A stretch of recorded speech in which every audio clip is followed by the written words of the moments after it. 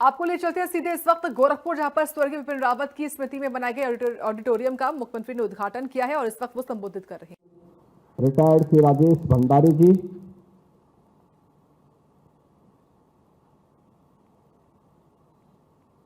General Rawat की सुपुत्री श्रीमती कृतिका रावत जी, सुश्री तारजी Rawat ji,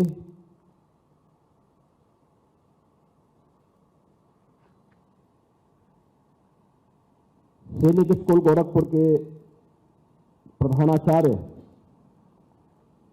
Shri DS Chauhan जी, अपर मुख्य सचिव उत्तर प्रदेश सरकार शिक्षा श्री पार्थी सेन शर्मा जी, आज के इस समारोह में उपस्थित सभी हमारे सम्मानित अतिथिगण, सैनिक स्कूल परिवार से जुड़े हुए सभी यहाँ के शिक्षकगण, सैन्य अधिकारीगण और सैनिक स्कूल के हमारे सभी कैडेट्स,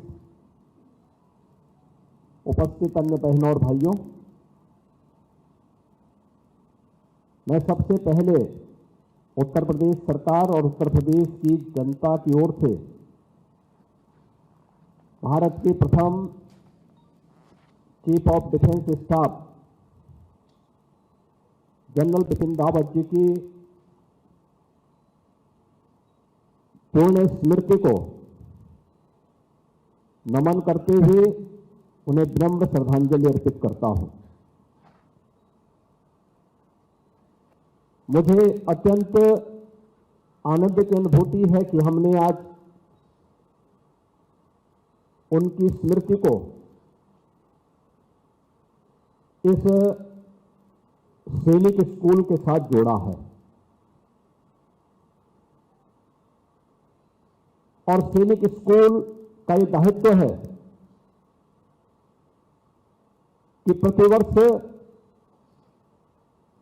8 दिसंबर की तिथि को जनरल रावत और उनके साथ जिन्होंने शहादत को प्राप्त किया, उन सभी के स्मृति दिवस को यहां पर आयोजित करके हमारे कैडेट्स के मन में राष्ट्रभक्ति और जीवन के उच्च आदर्शों के प्रति एक नई प्रेरणा दिवस के रूप में इस दिवस को यहां पर आयोजित करें।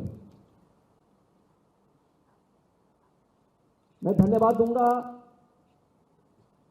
जनरल बिपिन रावत फाउंडेशन के सभी पदाधिकारियों को और खासतौर पर श्री मंजीत नेगी जी को और उनकी पूरी टीम को, जिन्होंने लगातार जनरल रावत की स्मृति को जीवंत बनाए रखने के लिए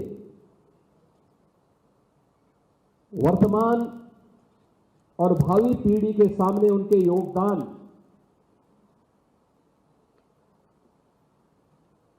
को स्मरणीय बनाए रखने के लिए लगातार इन कार्यक्रमों का आयोजन अलग अलग स्थानों पर यह फाउंडेशन कर रहा है।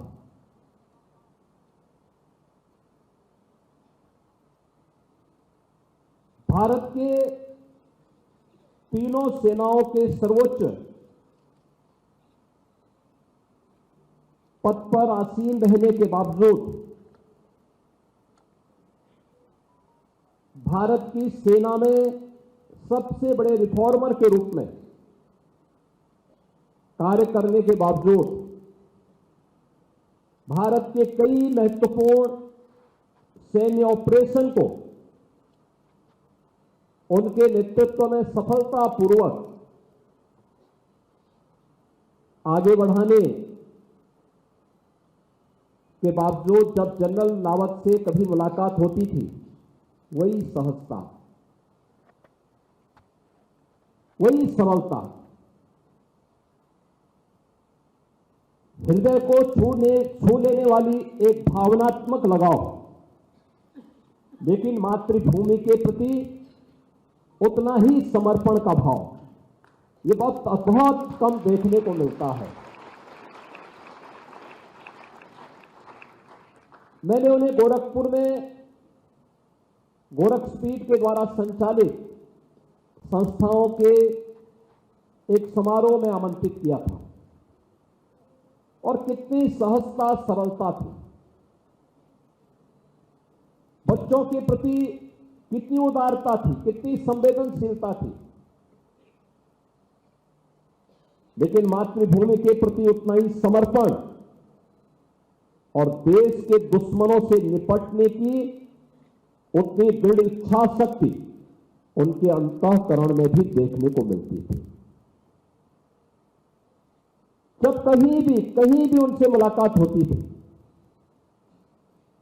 उत्तराखंड के कुछ कार्यक्रमों में मुझे उस दौरान जाने का अवसर मिला था, जिसमें जनरल बिपिन रावत जी मौजूद थे, या दिल्ली के किसी समारोह में कभी मुलाकात होती थी,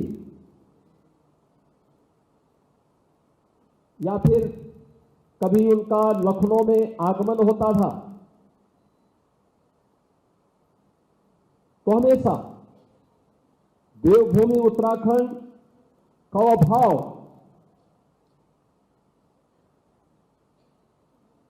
जो राष्ट्र के प्रति एक नई प्रेरणा देता है, वह उनके मन में सदैव रहती थी और वह अन्यों के लिए प्रेरणा बनती थी। भारत माता के ऐसे महान योद्धा को स्मरण करना हर भारतवासी का दायित्व होना चाहिए, और उनकी स्मृति को सैनिक स्कूल के माध्यम से हम आगे बढ़ा सकें, इस उद्देश्य से आज उनकी प्रतिमा और उनकी स्मृति में बने हुए सभागार के लोकार्पण कार्यक्रम के अवसर पर मुझे उनको स्मरण करने, उनकी स्मृतियों को नमन करने का यह अवसर प्राप्त हुआ है। मैं इसके लिए सैनिक स्कूल परिवार के साथ ही फाउंडेशन को भी हृदय से धन्यवाद देता हूं।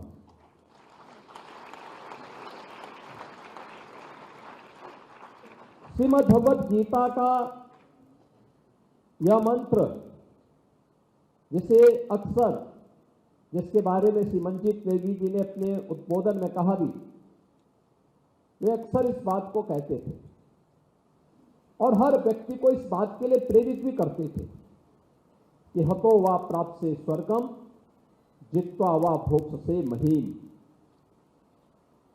यानी अगर युद्ध भूमि में शहीद हो जाओगे, बलिदान हो जाओगे, तो स्वर्ग का उपभोग करोगे, जीतोगे तो धरती का राज करोगे। या एक सैनिक के साथ साथ हर नागरिक पर बराबर लागू होता है।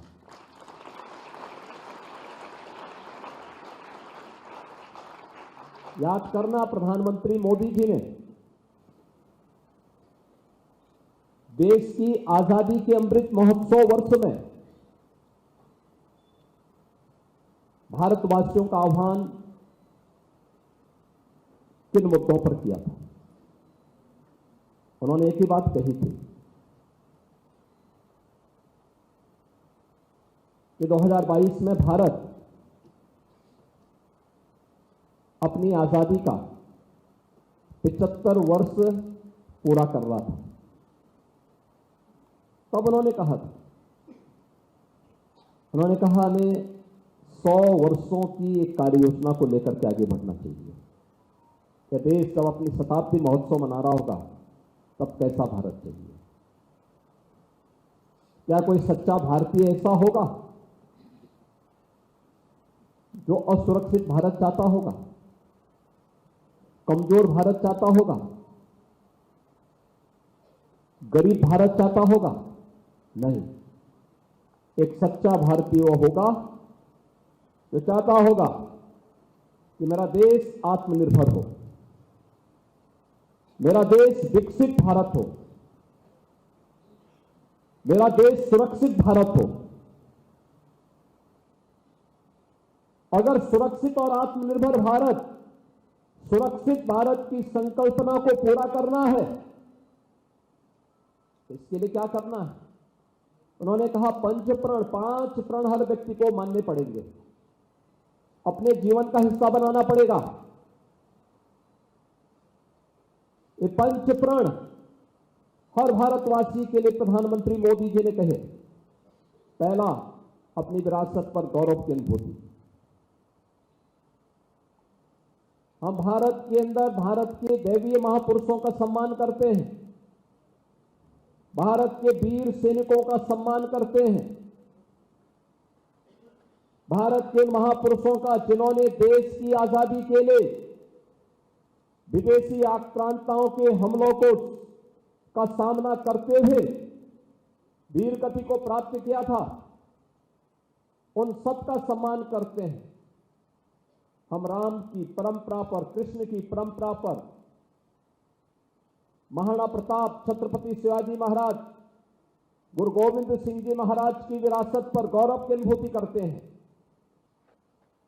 हर भारतवासी झांसी की रानी लक्ष्मीबाई को सम्मान देता है, उन महापुरुषों को सम्मान देता है जिन्होंने मातृभूमि के लिए कुछ योगदान दिया है। ये हमारी विरासत है। विरासत को नजरअंदाज करके कोई समाज कभी आगे नहीं बढ़ सकता, प्रगति नहीं कर सकता। असमंजस की स्थिति हमारे सामने नहीं होनी चाहिए, स्थिति स्पष्ट होनी चाहिए।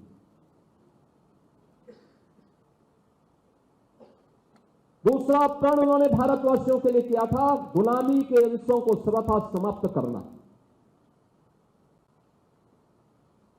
यह मान करके हम चलते हैं कि जो विदेशी है वो अच्छा है, जो हमारा है वो अच्छा नहीं। ये गुलामी की मानसिकता है। हमारे पास सब कुछ है, नहीं होगा हम पैदा करेंगे, हम उसको बनाएंगे। हम विदेशों पर निर्भरता समाप्त करेंगे, अपने बल पर खड़े करेंगे अपने देश को। यह भाव हर भारतीय के मन में होना चाहिए और उत्तर प्रदेश देश आज उस दिशा में आगे बढ़ा है। हम उन बातों को आत्मसात करें, उस दिशा में आगे बढ़ें।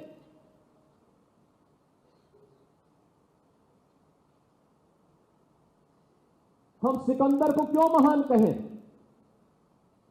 हम महाराणा प्रताप, छत्रपति शिवाजी और गुरु गोविंद सिंह जी महाराज को, पृथ्वीराज चौहान को, जनरल बिपिन रावत को महान क्यों नहीं कहते? भारत के अंदर परमवीर चक्र विजेता जो हमारे वीर सैनिक रहे हैं, हमारे लिए वे महान हैं। हमारे लिए विदेशी आक्रांता महान नहीं हो सकता है। जिन लोगों ने इतिहास में छेड़छाड़ करके विदेशी आक्रांताओं को महान बनाने का कुत्सित प्रयास किया है, ये गुलामी की मानसिकता है। उस गुलामी की मानसिकता को पूरी तरह त्यागना होगा। विदेशी वस्तुओं को अच्छा बनाने वाले और भारत के कारीगरों को, श्रमिकों की मेहनत को अपमान करने वाली गुलामी की मानसिकता से ग्रसित है। हमें उस मानसिकता से उभरना पड़ेगा।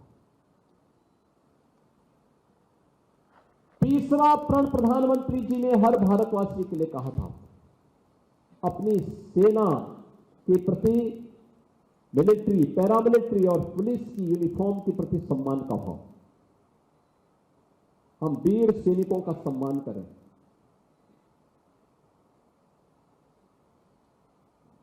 उनके बलिदान को नमन करें।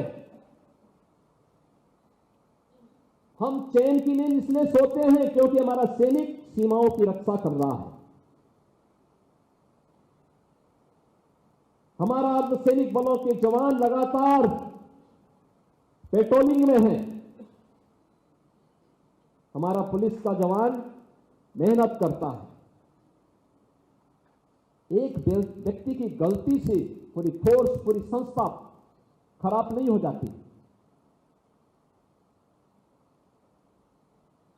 उनके प्रति श्रद्धा और सम्मान का भाव, हर भारतवासी के मन में होना चाहिए। आज ये वही प्रण है जो आत्मनिर्भर और विकसित भारत के इस प्रण को आगे बढ़ाने के लिए प्रधानमंत्री मोदी जी ने हर भारतवासी से कहा है, अपने वीर सैनिकों के प्रति सम्मान का भाव। जनरल रावत और उनके साथ जिन्होंने शहादत को प्राप्त किया, उन सब के प्रति श्रद्धा और सम्मान के भाव के साथ आज हम सब सैनिक स्कूल गोरखपुर में एकत्र हुए हैं, उनका स्मरण करने के लिए एकत्र हुए हैं।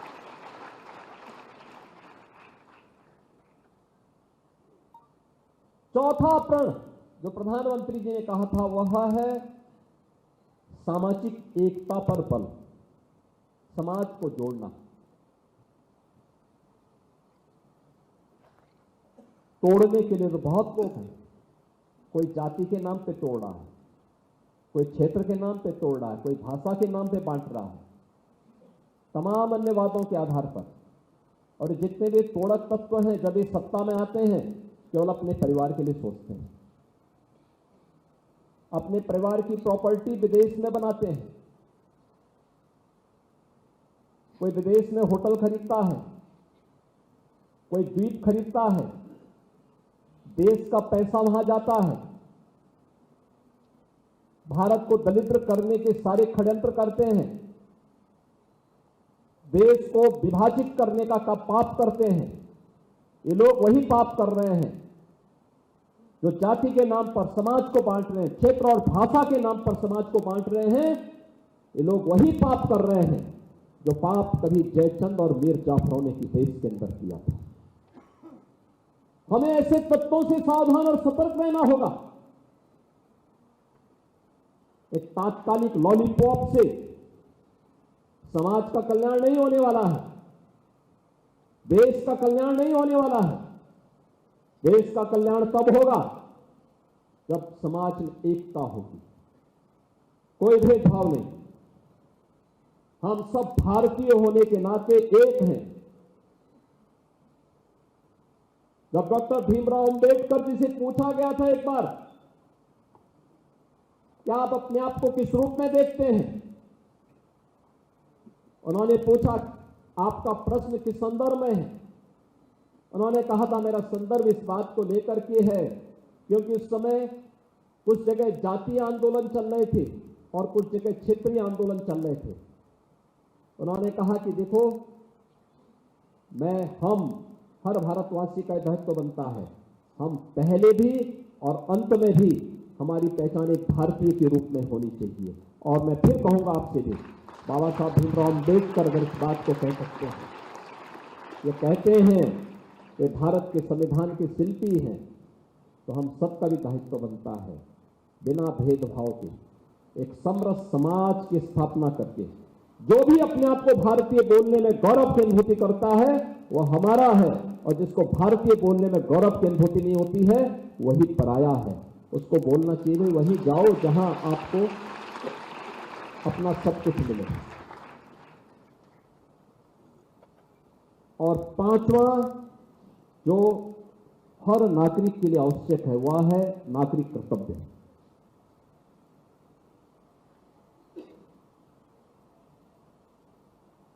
आजादी के बाद देश के अंदर क्या हुआ?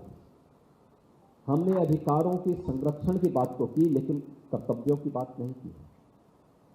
और आज मुझे स्मरण है, मैंने एक बार जनरल रावत से पूछा, मैंने कहा जनरल साहब मुझे बात बताइए कि आपने देश के अंदर सेना का मोर्चा विपरीत परिस्थितियों में उन क्षेत्रों में भी लिया है जहां पर सामान्य दिनों में टेम्परेचर -20 -40 तक होता है, यानी जमा देने वाली। कैसे वहां कार्य होता है? उन्होंने मुझसे गीता का एक श्लोक बोला। उन्होंने कहा योगी जी इसका रहस्य है योग कर्मसु कौशलम। मैंने कहा क्या मतलब? उन्होंने कहा इसका मतलब ये है कर्मण्येवाधिकारस्ते मा फलेषु कदाचन, कार्य करते रहो, मेहनत। तो मैंने कहा उसमें क्या करते हैं, क्योंकि सामने तो दुश्मन की ठिकाने होते हैं। उन्होंने कहा उसमें भी हम कोई कार्य मिले, ठीक नहीं मिलता है तो पहले खाई खोदते हैं, फिर उसको पाटते हैं, फिर खोदते हैं, जिससे व्यक्ति ऊर्जावान, उसकी ऊर्जा बनी रहे और खून जमने न पाए। ये कर्म की प्रेरणा, निष्काम कर्म की प्रेरणा, ये हमारे कर्तव्यों के साथ हमें जोड़ती है। याद रखना, देश महान वही हुआ है जिस देश का नागरिक अपने कर्तव्यों के प्रति सजग होता है, और देश कभी महान नहीं हो सकता जहां पे अधिकारों का संघर्ष हो और जो नारे लगते हैं ना कि मेरी मांगे पूरी हो चाहे जो मजबूरी हो, ये हमारा नारा नहीं हो सकता। याद रखना, ये ट्रेड यूनियन जहां भी विकसित हुआ है नष्ट कर दिया।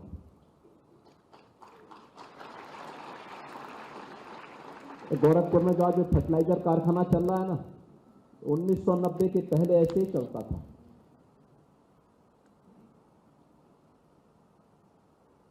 उन्नीस सौ 1990 में बंद हो गया था।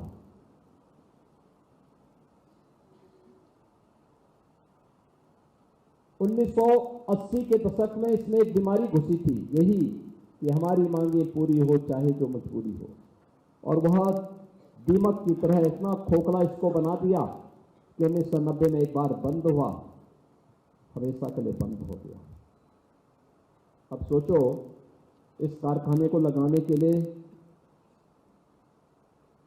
मुझे 1996 से लेकर के 16 तक 20 वर्षों तक लगातार संघर्ष करना पड़ा था। लगातार 20 वर्षों तक संघर्ष किया था।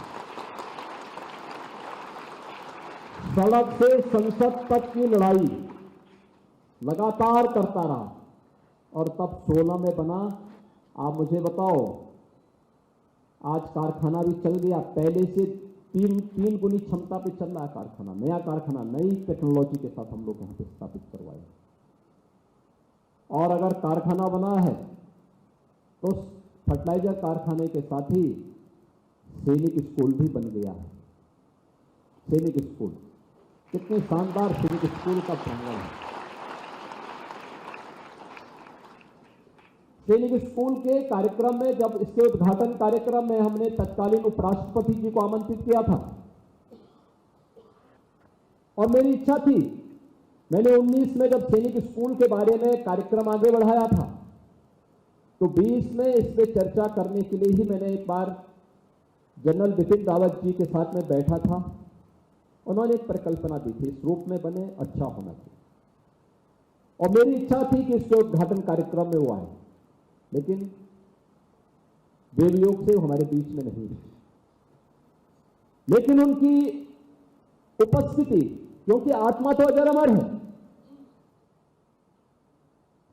वो अपनी उपस्थिति का एहसास कराती है। आज सैनिक स्कूल में उनकी प्रतिमा, यहां का आर्किटेक्चर, यहां का उनकी स्मृति को और उनकी जीवंतता को, उनकी अजर और उनकी अमरता को हम सबकी स्मृति में सदैव बनाए रखेगी। और इस दृष्टि से जब मेरे मन में बात आई, उस समय उपराष्ट्रपति जी ने भी इस बात, क्योंकि वह सैनिक स्कूल के पूर्व प्रोडक्ट थे, तो मैंने उनको उस समय आमंत्रित किया था। वो आए थे, उन्होंने यहां देखा, उन्होंने कहा साहब मैं तो देश भर के कई सैनिक स्कूलों में जा चुका हूं और मैंने देखा, लेकिन मुझे बहुत अच्छा लगा कि जो भी बच्चे इस सैनिक स्कूल में यहां पर पढ़ाई करेंगे, यहां आएंगे, जिनका सिलेक्शन यहां के लिए होगा, वह बहुत अच्छे ढंग से यहां से शिक्षा भी ग्रहण करेंगे और यहां के प्रशिक्षण के साथ भी जुड़ेंगे। और मुझे प्रसन्नता है कि हमने इसको खुली आवासीय सैनिक स्कूल के रूप में इस विद्यालय को यहां पर बालक और बालिकाओं के लिए, देश के अंदर सैनिक स्कूलों में बालिकाओं के लिए भी आरक्षण हो, ये मैंने लखनऊ सैनिक स्कूल से प्रारंभ किया था सन 2018 में।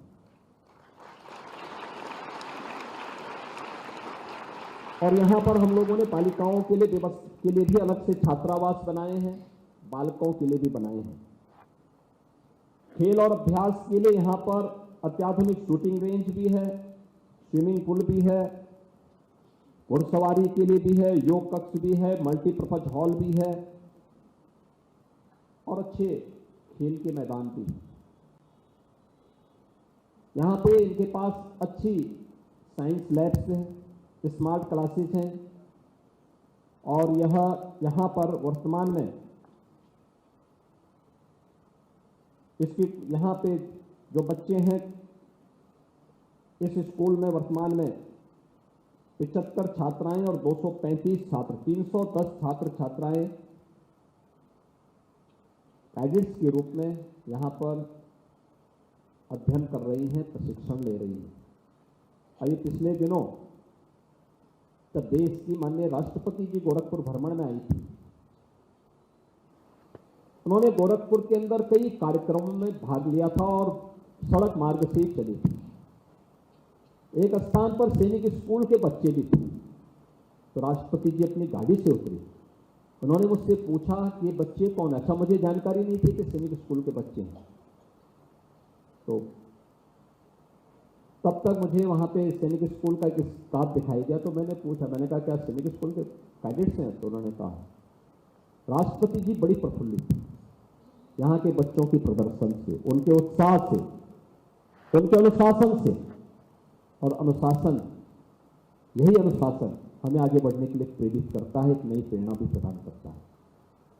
अनुशासन के बगैर जीवन में दुशासन घुस जाता है। याद रखना, हमें अपने जीवन में दुशासन को नहीं घुसने देना है, अपने जीवन को अनुशासित बनाए रखना है। और ये अनुशासन हमें सदैव जनरल बिपिन रावत के समान ही एक नई ऊंचाई और एक नई प्रेरणा का स्रोत बनाने के लिए प्रेरित करेगा। ये जो पंच प्रण है, ये हर भारतवासी के लिए शाश्वत मंत्र बनने चाहिए। जनरल रावत भी जीवन भर इन पंच प्रण के लिए समर्पित रहे और इसीलिए आज हम उनके स्मृति दिवस के अवसर पर यहाँ पर मौजूद हैं। मैं इस अवसर पर धन्यवाद दूंगा फाउंडेशन को।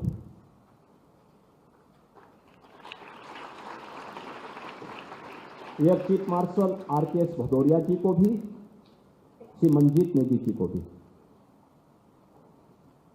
संकित सिंह जी को भी, जो लगातार जनरल रावत की इस स्मृति को जीवंत बनाए रखने के लिए कार्य कर रहे हैं। मैं इस अवसर पर अभिनंदन करूंगा जनरल रावत की दोनों पुत्रियों का, श्रीमती कीर्तिका रावत जी का, सुश्री तारजी रावत जी का।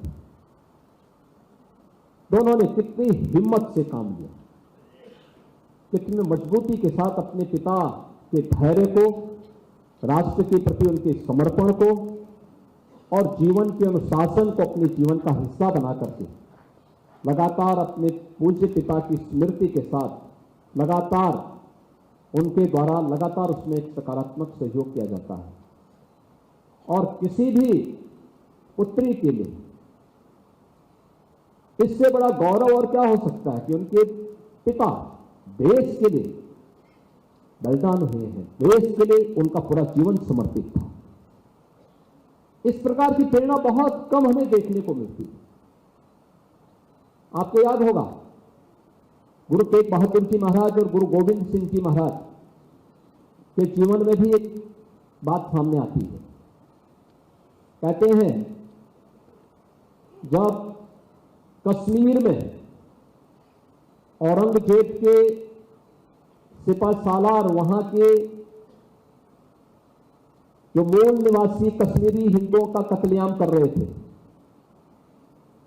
तो कश्मीरी पंडितों की एक टुकड़ी सहायता मांगने के लिए कई जगह गई, कोई सहायता नहीं मिली, तो अंत में वे गुरु तेग बहादुर जी के पास गए वे अपने परिवार के साथ बैठे हुए थे और जब उन्होंने गुरु तेग बहादुर जी के सामने ये कहा कि कश्मीरी पंडितों का अस्तित्व खतरे में है, आप कुछ करिए, तो गुरु तेग बहादुर जी ने कहा कि हां, इन आक्रांताओं का जवाब देने के लिए कोई बड़ा बलिदान चाहिए, बड़ा बलिदान चाहिए। कश्मीरी हिंदू देखता रहे उसमें किसका बलिदान चाहिए, हम तो मारे ही जा रहे हैं। तब गुरु गोविंद सिंह जी, जिनकी उम्र मात्र 9 वर्ष की थी, तब उन्होंने गुरु तेग बहादुर जी महाराज से कहा कि आपसे बड़ा कौन है, आप क्यों नहीं इसका प्रतिकार करते हैं, इस अन्याय का प्रतिकार आप क्यों नहीं करते हैं। और उस अन्याय का प्रतिकार करने की सजा क्या थी? गुरु तेग बहादुर जी का सिर औरंगजेब ने धड़ से अलग कर दिया था। यह अत्याचार और अन्याय सहन करने के बावजूद भारत की विजय यात्रा रुकी नहीं। गुरु तेग बहादुर जी महाराज, गुरु गोविंद सिंह जी महाराज का स्मरण हर भारतीय करता है, लेकिन औरंगजेब या उसके किसी आक्रांता को कोई भी भारतीय सम्मान नहीं देता है, क्योंकि विदेशी आक्रांता थे, एक गुलामी के प्रतीक थे, भारत को रौंदने के लिए आए थे और भारत उन्हें कभी सम्मान नहीं दे सकता है। एक सच्चा भारतीय इन आक्रांताओं को कभी सम्मान नहीं दे सकता है, और वह आज भी हम सब देखते हैं। जनरल बिपिन रावत की दोनों पुत्रियां इस स्मृति को जीवंत बनाए रखने के लिए लगातार कार्य कर रही हैं, और सचमुच उनका धैर्य, उनका अनुशासन, अपने पिता की प्रेरणा से उनका समर्पण अभिनंदनीय है। मैं इस अवसर पर उनकी उपस्थिति के लिए उनका हृदय से स्वागत भी करता हूं। मैं इस अवसर पर असम राइफल के हमारे महानिदेशक लेफ्टिनेंट जनरल लखेड़ा जी का मैं विशेष रूप से इस अवसर पर हृदय से धन्यवाद देता हूं कि वे आज गोरखपुर में आए हैं। असम राइफल से जुड़ी हुई काफी बड़ी संख्या में जो उनके टॉप्स हैं रिटायर्ड, वे सभी यूपी में काफी बड़ी संख्या में रहते हैं। पिछले दिनों उनके वेलफेयर के लिए कुछ कार्यक्रमों को लेकर के वे आए थे, और बहुत अच्छा लगा मुझे कि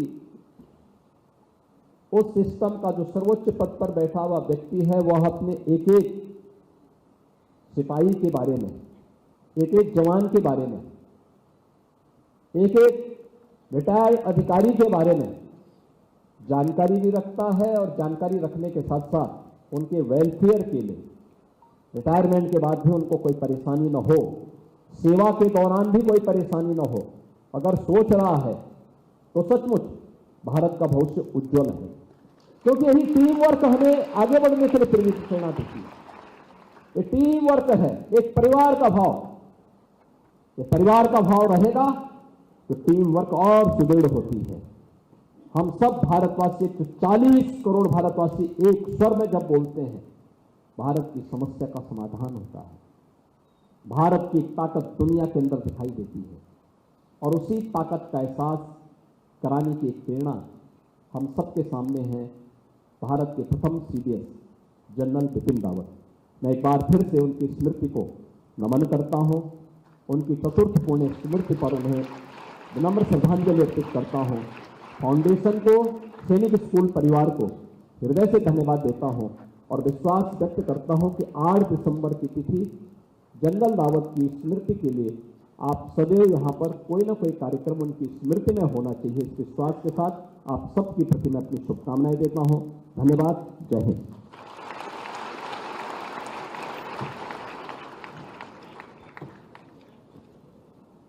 माननीय मुख्यमंत्री